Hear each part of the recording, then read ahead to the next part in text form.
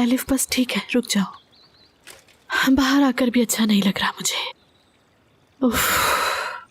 मुझे तो समझ नहीं आ रहा आखिर कैसे नहीं मिला तुम्हें। नहीं दूंगी, छोड़ दो मुझे, हट जाओ दूर, हट जाओ।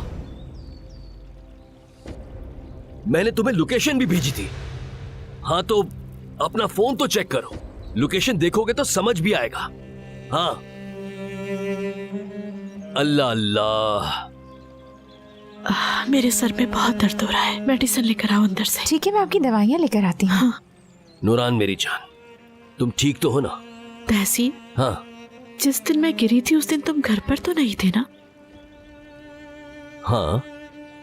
तो जब तुम घर आए तो तुमने मुझे जमीन पे पड़ा हुआ देखा?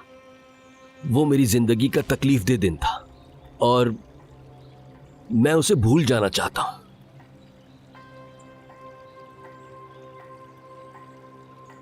मेरी जान, तुम ये बताओ कि कुछ याद आया तुम्हें? अब मुझे अजीब अजीब सी आवाजें आ रही हैं कानों में, कुछ समझ नहीं आ रहा।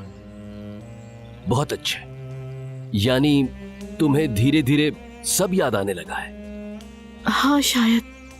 मैं जानना चाहती हूँ मैं कैसे गिरी थी। मैं भी शिद्दत के साथ जानना चाहता हूँ नूरान।